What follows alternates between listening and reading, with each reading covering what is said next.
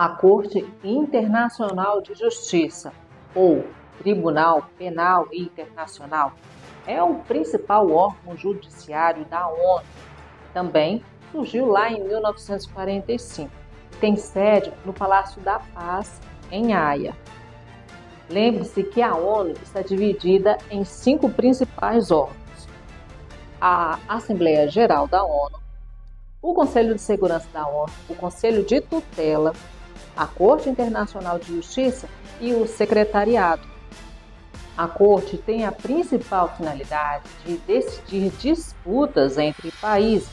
Ela é o principal fórum internacional que decide de forma pacífica as disputas territoriais.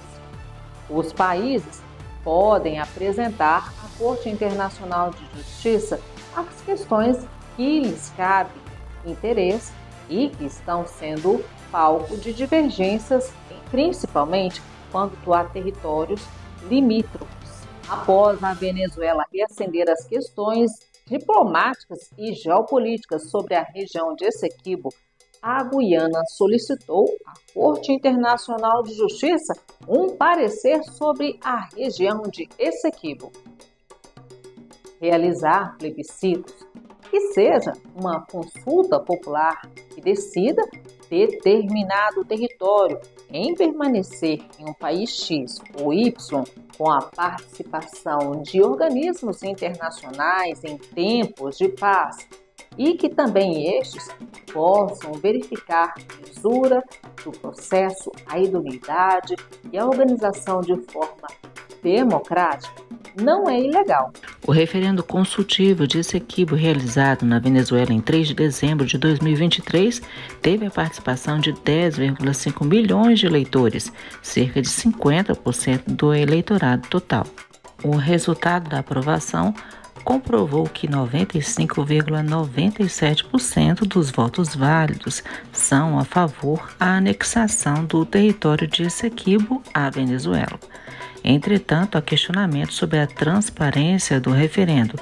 A oposição venezuelana e observadores internacionais questionaram a credibilidade do resultado, apontando irregularidades no processo eleitoral.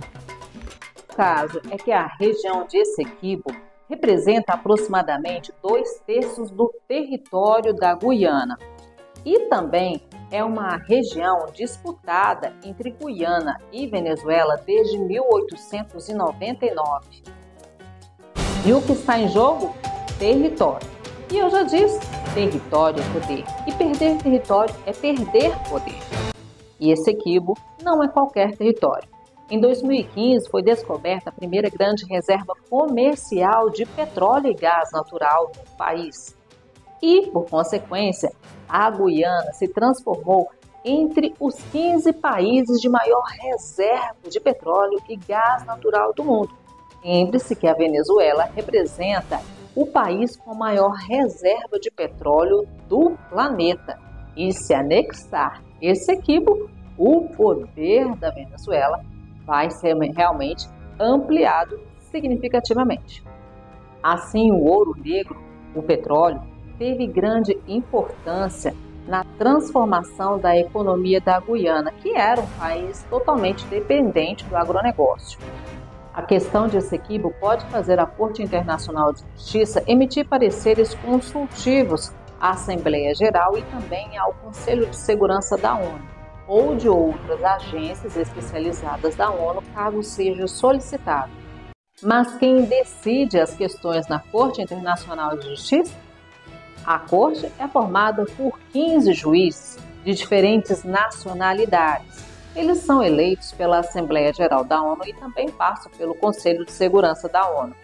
Eles têm um mandato de até 9 anos e eles não podem representar os seus países, e sim representar o direito internacional. O Brasil já teve vários juristas que participaram da Corte Internacional de Justiça.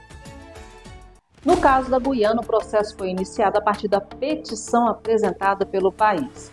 O processo tem um período muito longo e agora está na fase das oitivas de ambas as partes.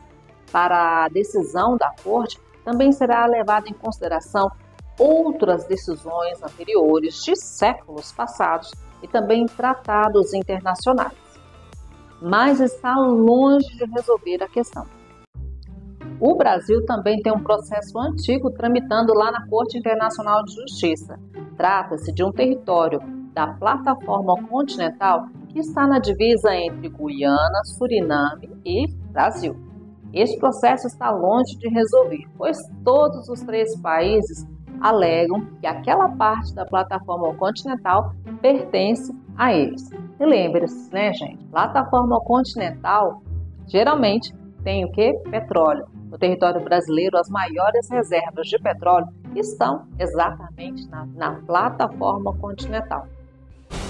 O Brasil tem grande potencial petrolífero na plataforma continental, mas ainda há muito a ser explorado e desenvolvido. O potencial brasileiro na exploração do petróleo nessa região pode ser ainda maior, com estimativas que variam entre 50 a 100 bilhões de barris. A descoberta e a presença de recursos naturais valiosos intensifica a disputa territorial entre países, pois há grande interesse econômico em sua exploração. As empresas multinacionais e grupos de interesses também podem influenciar o processo de separação ou anexação territorial, criando também obstáculos à resolução pacífica. As disputas territoriais geralmente envolvem interpretações divergentes entre tratados internacionais, leis nacionais e princípios jurídicos. A Corte Internacional de Justiça precisa analisar cuidadosamente os argumentos de cada lado e construir uma fundamentação jurídica sólida para sua decisão.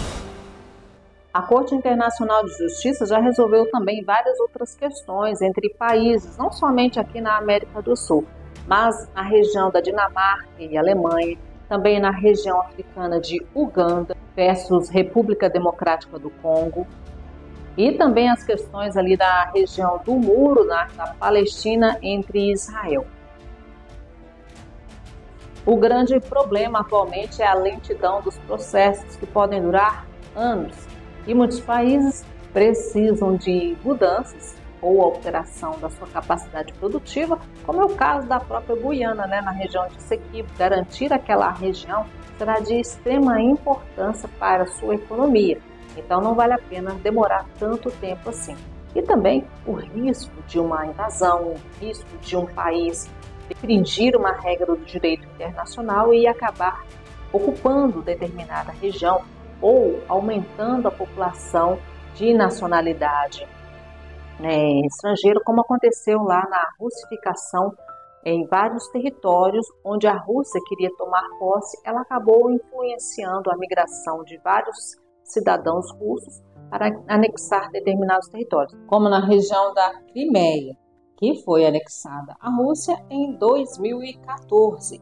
Há também a região de Donbas, que foi realizado um plebiscito recentemente e não foi reconhecido internacionalmente pelos órgãos que geralmente legitimam e medem a lisura do processo eleitoral ou do pleito. Só mais uma coisa, você não pode confundir a Corte Internacional de Justiça com o Tribunal Penal Internacional. O Tribunal Penal Internacional, com sede em Haia, é um tribunal de última instância que tem competência para julgar os indivíduos responsáveis por crimes de guerra, genocídios e crimes contra a humanidade.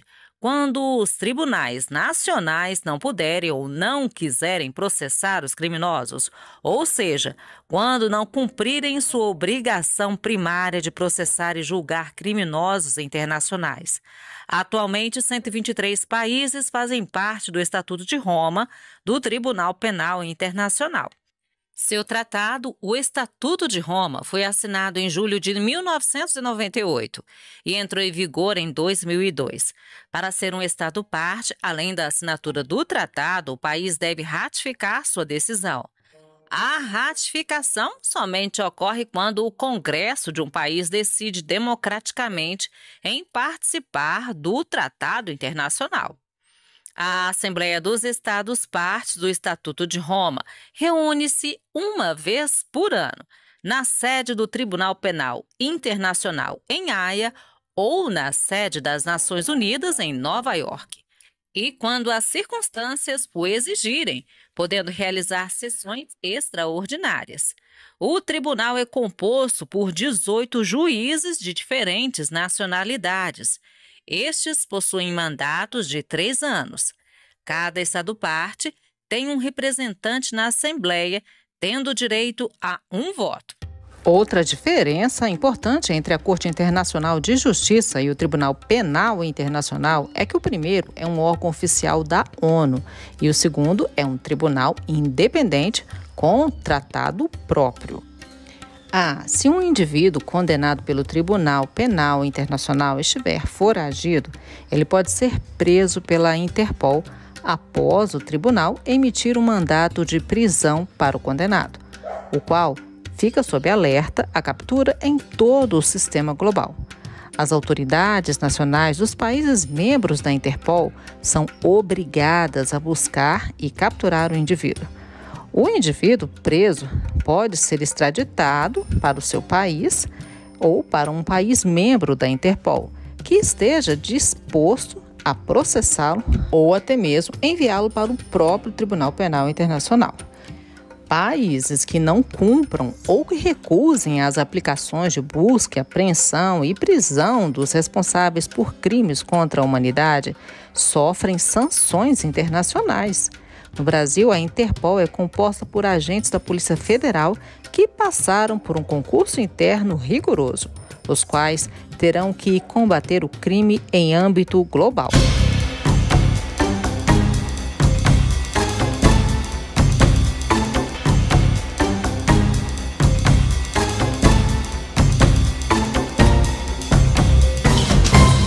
Até a nossa próxima aula. Te aguardo.